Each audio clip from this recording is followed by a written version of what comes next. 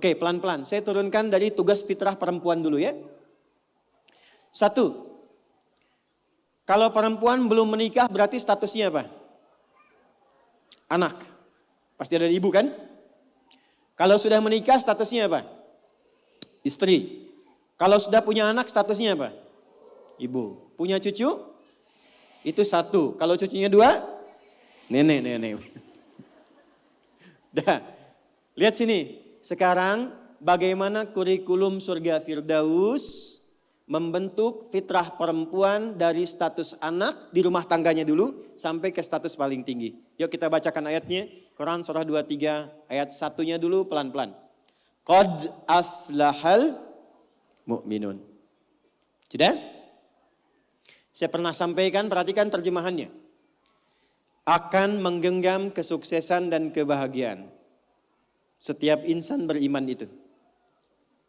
Jadi kalau kita sudah beriman dan imannya digunakan untuk bersikap, bukan hanya dengan akal. Allah jamin cepat atau lambat akan diantarkan pada kesuksesan dan kebahagiaan. Bukan hanya sukses ya, tapi kesuksesan yang membahagiakan. Suami Anda sukses di pekerjaan, tapi kesuksesan itu tidak membawa kebahagiaan ke rumah. Nyaman gak? Gak membawa ketenangan, nyaman gak? Pilih mana? Kaya tapi gelisah atau miskin tapi tenang? Kaya tapi tenang. Tetap ya pilih ketiga. Lihat baik-baik. Maka lakukan semua dengan pendekatan iman. Kalau sudah pakai iman, bahasa singkatnya niatkan ibadah. Jadi ibu tugas apapun, ya Anda sebagai anak, sebagai istri, sebagai ibu dan ke atasnya, kalau berperan dalam kehidupan, kalau ada kalimat iman maksudnya niatkan ibadah karena Allah. Maaf dengan kalimat ini. Ibu merawat anak. Memandikan, menyekolahkan, menyayangi, memeluk sebelum tidur. Saya tanya, itu karena sayang, karena cinta atau karena ibadah? Masa? Kalau ibadah itu pasti karena Allah. Kalau iman pasti karena Allah. Alladzina yu'minuna bil ghaib. Ini ada saya lihat anak-anak dia. Ibu tuh merawat, menggendong, mendidik dan sebagainya kepada anak. Karena sayang atau karena Allah? Apa standarnya?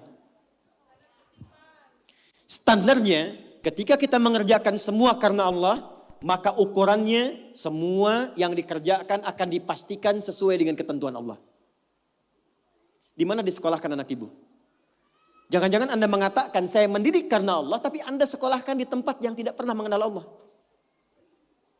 Di sekolahnya nggak ada pelajaran sholat, nggak ada baca Quran. Apa yang Anda berikan untuk anak Anda? Lihat pakaiannya. Katanya karena Allah, tapi dia menggunakan pakaian yang auratnya terbuka yang Allah nggak suka. Lihat mainannya. Apa yang ia kelola dengan mainan itu? Apakah mendekatkan pada Allah atau menjauhkan dari Allah? Lihat tayangannya. Apa yang dia tonton? Yang menjadi tuntunan dia dalam berkehidupan. Kalau ada anak kata-katanya kotor. Ada anak perilakunya menyimpang. Yang pertama dilakukan, jangan dulu pojokkan dan marahi anaknya. Kembalikan kepada sikap orang tuanya. Istighfar dulu. Maka mulai hari ini, kalau Anda ingin mengikuti jejak Sayyidah Khadijah, mulai sekarang gerbangnya dibuka. Niatkan semua kegiatan karena Allah. Nah, apa yang harus dilakukan pertama kali untuk itu? Lanjut ayat keduanya. Alladzina hum fi salatihim khashi'un. Pelan-pelan. Kurikulum yang pertama dimulai dari salat. Saya ulangi. Dimulai dari apa? Kata Allah, penghuni surga Firdaus itu terlihat yang pertama dari ciri salatnya, bukan sekedar menunaikan salat. Tapi dia mencoba untuk mendapatkan kekhusyuan dalam sholatnya. Pelan-pelan. Ini saya belum bicara dengan suami ya. Bicara status ibu dulu. Sebagai istri, sebagai ibu, sebagai anak. Maka kalau ingin levelnya naik, mengikuti jejak Sayyidah Khadijah, maka yang pertama dibangun hubungan dengan Allah dulu. Dalam bahasa Arab, hubungan kuat itu yang sulit dipisahkan disebut dengan silah. Ibu pernah dengar silaturahmi? Silaturahim. Kenapa disebut silaturahim? Maksudnya hubungan perhatian yang kuat, yang saat berpisah pun masih ingat, masih mendoakan, masih mengenal. Di silaturahim yang sukses itu bukan Anda ketemu, Anda nyapa, bukan. Kalau Anda nyapa orangnya ada, wajar. Tapi kalau Anda berpisah masih ingat teman, masih didoakan, masih disupport, itulah silaturahim.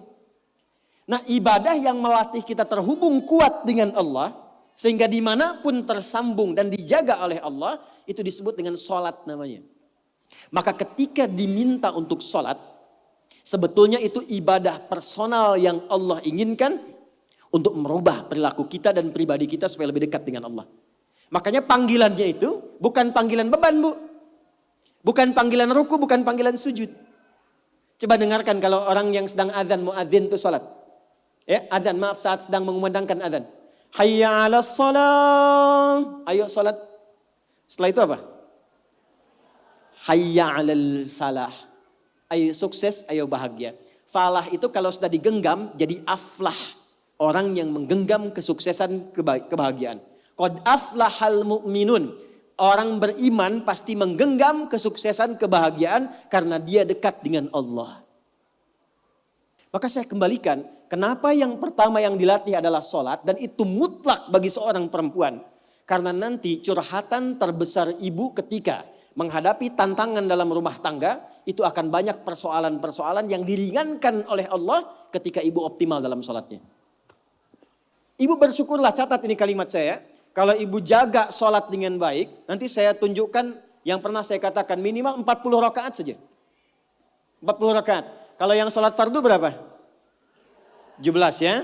Subuh berapa? 2. Duhur 4, asar 4, maghrib, isya.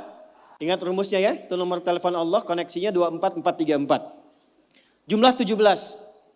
Sisanya 23 di mana? 12-nya rawatib. Oke. 11-nya tahajud. Ibu jaga aja dulu ini yang 40 dan lihat apa yang terjadi setelah konsisten menunaikan itu. Sebulan aja dulu. Sebulan dulu. Lihat apa yang terjadi setelah itu. Maka nanti kalau sudah terkoneksi ke dalam jiwa, sudah enak sholatnya, itu yang disebut dengan khusyuk. Suasananya beda, Bu. Bukan ngejar selesai sholat, tapi menikmati setiap bacaan dan gerakan dalam sholat. Pernah nggak ada masa-masa ketika sholat enak gitu rukunya? Pernah nggak? Sujudnya nikmat, pernah begitu? Itulah khusyuk. Itu kalau ibu sedang mencapai titik itu kemudian sholat dan minta sesuatu, itu tidak ada sekat yang terhijab yang dikabulkan oleh Allah Subhanahu wa taala. 2, saya cepat. Jangan cukupkan soleh sendiri, Bu. Karena sama-sama ingin ke surga Firdaus kan ada suami, ada anak-anak. Maka pesan yang pertama penghuni surga Firdaus itu yang dipesankan bukan dunianya tapi akhiratnya. Contoh, suami mau berangkat, biasanya ibu pesan apa? Hah? Hati-hati ya Pak, gitu kan? Ya, sukses ya. Pernah nggak ibu bilang pertama kali yang disampaikan, ayah jangan lupa sholat ya? Pernah nggak? Tuh. Sekarang hari apa? Yang ke masjid siapa? Laki-laki perempuan? Yang ke masjid suami ibu, yang ke masjid laki-laki. Pernah nggak ibu siapkan pakaiannya? Pernah, bagus. Pernah nggak siapkan parfumnya? Bagus, tapi pernah nggak ibu bisikkan di telinganya? Pak, nanti pas khatib duduk di antara dua khutbah, doakan rumah tangga kita samara sampai surga ya. Pernah nggak? Belum. Padahal di situ ada pesan kuatnya. Di situ ada hikmah indahnya. Jadi ternyata sholat itu ketika dimunculkan ciri pertama, kita kemudian tebarkan ke semua anggota keluarga. Bu, kalau cuman hafal waktu sholat, itu iman standar. Surganya standar. Penghuni surga Firdaus, dia menyiapkan sebelum waktunya. Oleh karena itu pulang dari sini, jangan sampai di rumah nggak ada jadwal sholat, Bu. Print out, bikin. Saya suka tempelkan di dinding rumah, di kamar, kadang-kadang di meja makan. Sehingga begitu yang terlihat sebelum nunggu menu makan, waktu sholat. Jelas? Oke. 2, Walladzina hum 'anil lagwi mu'ridun. Agak cepat.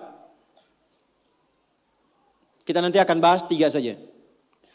Walladzina hum, orang-orang yang menginginkan surga Firdaus itu, 'anil lagwi, dari hal yang tidak penting, yang tidak ada manfaatnya, mu'ridun, dia hindari. Saya ulang ya. Dari segala hal yang tidak bermanfaat, dia menghindar. Menghindarkan diri dari segala yang tidak penting. Jadi penghuni surga Firdaus itu orientasinya yang bermanfaat saja. Yang penting apa? Kalau ada pertemuan, manfaat gak? Penting gak? Ada kumpul-kumpul, penting gak? Ada pengajian, pengajiannya bermanfaat atau cuman kumpul-kumpul datang saja? Penghuni surga Firdaus, dia petakan semua kegiatannya dalam frame segala yang bermanfaat, segala yang penting saja. Sekarang mulai ibu evaluasi, bawa ke rumah. Dari ujung kepala sampai dengan ujung kaki. Mohon maaf sekali pelan-pelan. Mohon maaf sekali. Cek ya. Cek. Coba agenda selama ini yang sudah dilakukan. Berapa kali lisan berkata yang tidak baik?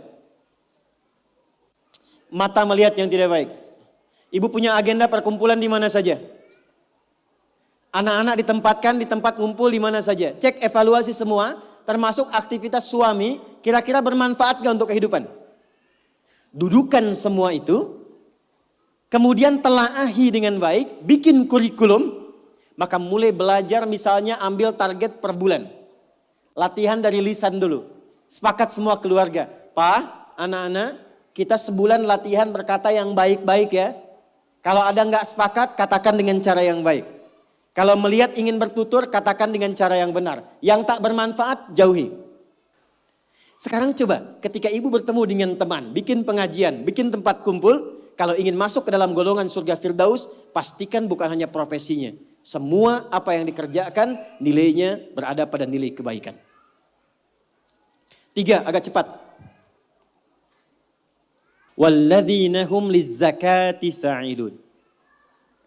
Ternyata penghuni surga Firdaus juga gemar berzakat.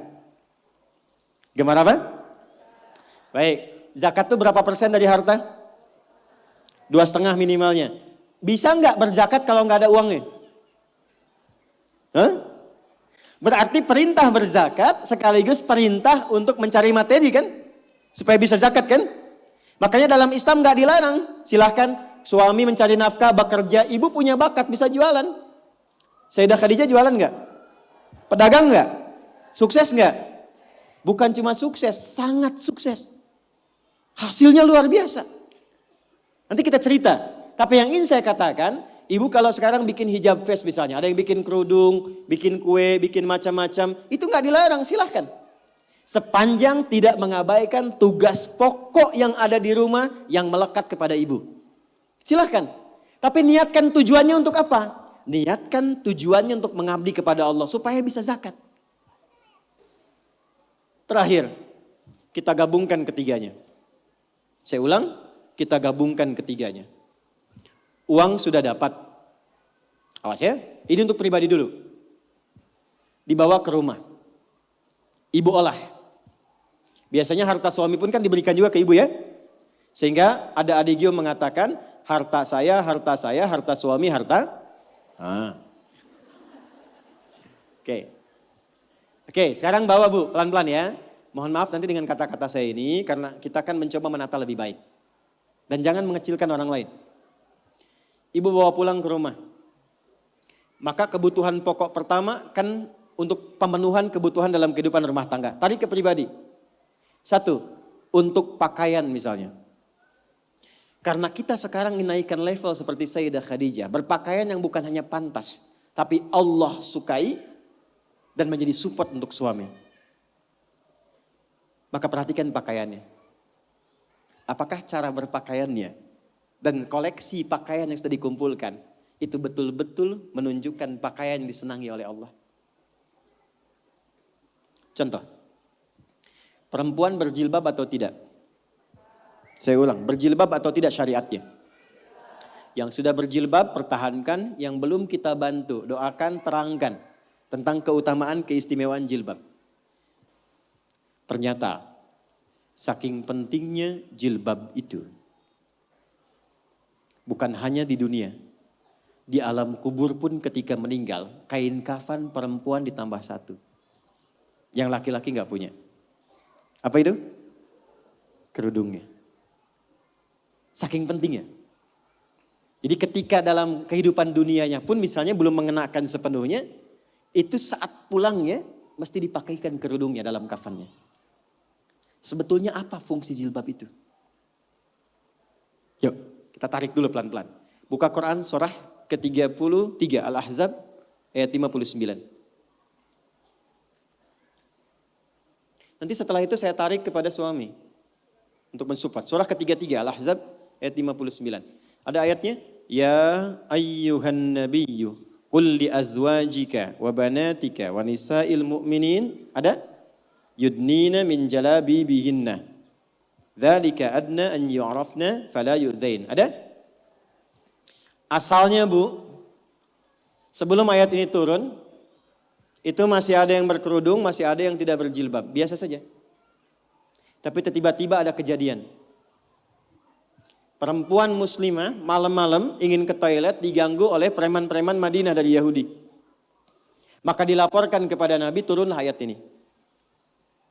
Maka Allah sampaikan, ya ayyuhan nabi, wahai Nabi, qul li azwajika, mulai hari ini, sampaikan pada semua istrimu, wa banatika, anak perempuanmu, dan nisa'il mu'minin, bukan cuma perempuan, nisa'il mu'minin. Perempuan-perempuan yang memang merasa punya iman, yang yakin dengan anugerah Allah.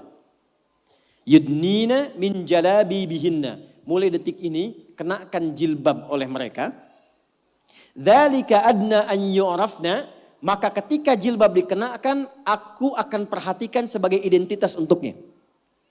Di identitas ibu sebagai perempuan di hadapan Allah itu, salah satunya ketika ibu mengenakan jilbab yang dikenakan itu. Dengan model apapun. Tapi belum berhenti ayatnya, belum berhenti. Perhatikan kalimatnya. Asa ayyu'rafna, maka ketika dia kenakan jilbab itu, semua mesti kenali. Dialah perempuan yang beriman. Fala yu'dzain, dan setiap laki-laki yang beriman mesti punya komitmen melindungi dan menjaganya.